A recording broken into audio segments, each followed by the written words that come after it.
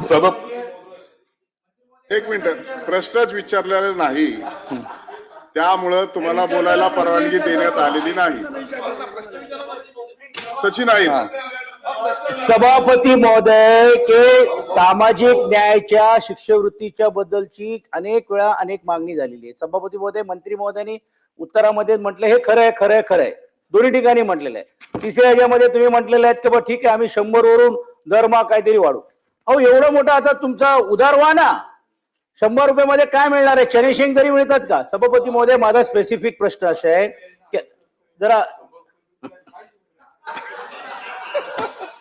काहीच होणार नाही असं सदस्यांचं म्हणणं आहे. काय होणार आहे सर? आणि सभापती महोदय, माझी विनंती राहणार आहे की त्यामध्ये अनेक म्हणजे मी देखील त्या खात्याचा राज्यमंत्री असल्यामुळे मला याच्यातली जास्त थोडी माहिती अधिकची आहे किंवा आपण त्यांना खूप काही गोष्टी एंटरटेनमेंट म्हणून द्यायचं किंवा शेअर द्यायचं आणि म्हणून या रकमेमध्ये ते होणार नाही. ती त्यावेळी दिलेली जी रक्कम आहे. म्हणून सभापती महोदय, माझी विनंती राहणार आहे की यामध्ये अजून भरीव जी गरज त्या लोकांना असते. आता आपण काय केलेलं आहे की अनेक ठिकाणी आपण जे आपले हॉस्टेल चालवतोय तिकडे आपण अनुदान देतो. काही ठिकाणी आपण रेंटलवर घेतलेले आहेत, तेही देखील आता तुम्ही परत आपल्याकडे कसं येता येईल म्हणून बोलताय. म्हणून सभापती महोदय, ह्याच्यात भरीव वाढ करून या आर्थिक बजेटमध्ये त्याची तरतूद किंवा पुरवणी मागण्यामध्ये आपण करणार आहात का? सभापती महोदय, हा प्रश्न खऱ्या अर्थानं आमच्या विभागाने सुद्धा गांभीर्याने घेतलेला आहे.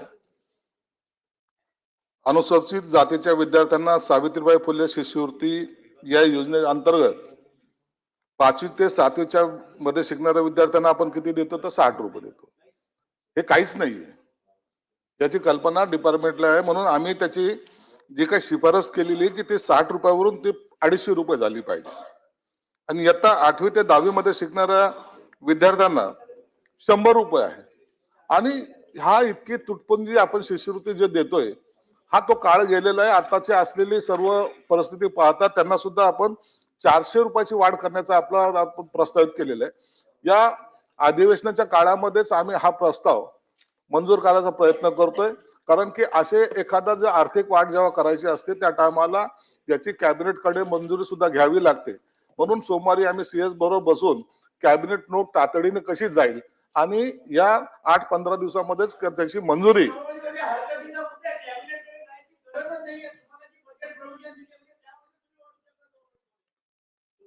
गेला तर परत तुम्हाला फायनान्स कडे जाणार आहे. फायनान्स कुठे जाणार आहे? सभापती महोदय, माझी परत विनंती राहणार आहे मंत्री महोदय, तुमच्या स्तरावर हा निर्णय होऊ शकतो. तुम्हाला कॅबिनेटकडे जायची गरज नाही. तुम्हाला तेवढा तो अधिकार ऍज अ कॅबिनेट मिनिस्टर म्हणून तुम्हाला आहे. माझी विनंती राहणार आहे की तुम्ही जाहीर करा त्या लोकांना तुमचा प्रस्ताव आहे, किमान सांगा सभापती महोदय. सभापती महोदय, मंत्री म्हणून माझी सुद्धा इच्छा आहे की ही वाढ देण्यात यावी.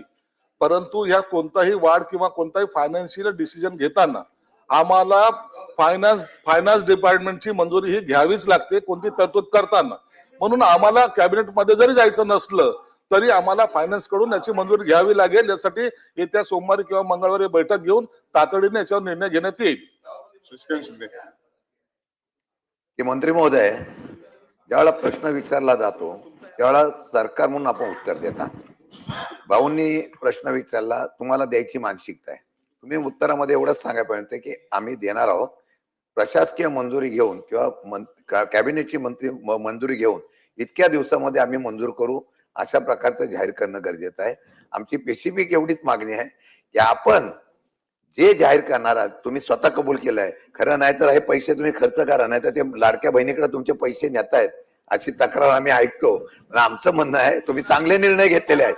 तुम्ही वसतिगृह काढली, सगळी चांगला निर्णय घेतला. त्यामुळे माझी विनंती आहे, आज प्रश्नाला न्याय मिळावा म्हणून विचारलेला आहे, तुम्ही शिष्यवृत्ती जाहीर करणार यासाठी किती दिवसामध्ये मंजुरी घेऊन जाहीर करणार?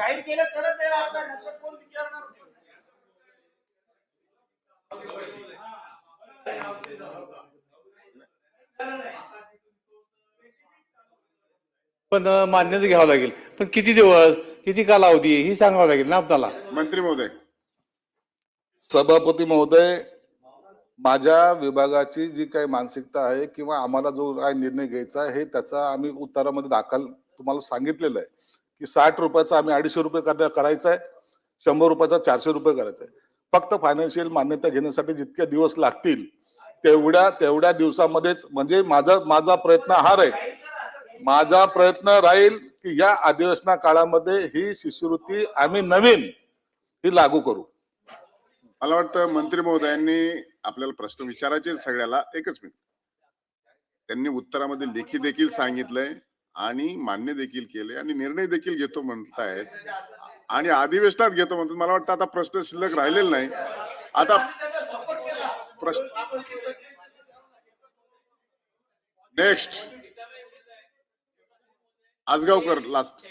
25-26 पासून ही वाढ लागू होणार का? म्हणजे आता या 25-26 पासून लागू होणार का? या वर्षाकरता मिळणार का ती? नक्कीच या वर्षापासून ती लागू होईल. प्रश्न क्रमांक 9 6643. प्रश्न क्रमांक 6643. हा पण गणेश नाईक साहेबांचाच आहे. ते खालच्या सभागृहात असल्यामुळं प्रश्न थांबवतो. आशिष जयस्वाल देतील उत्तर. कोण तुम्ही? आशिष जयस्वाल राज्यमंत्री आहे ना? नाही त्यांचं नाही. प्रश्न क्रमांक 10 अनिल परब. महोदय, प्रश्न क्रमांक 7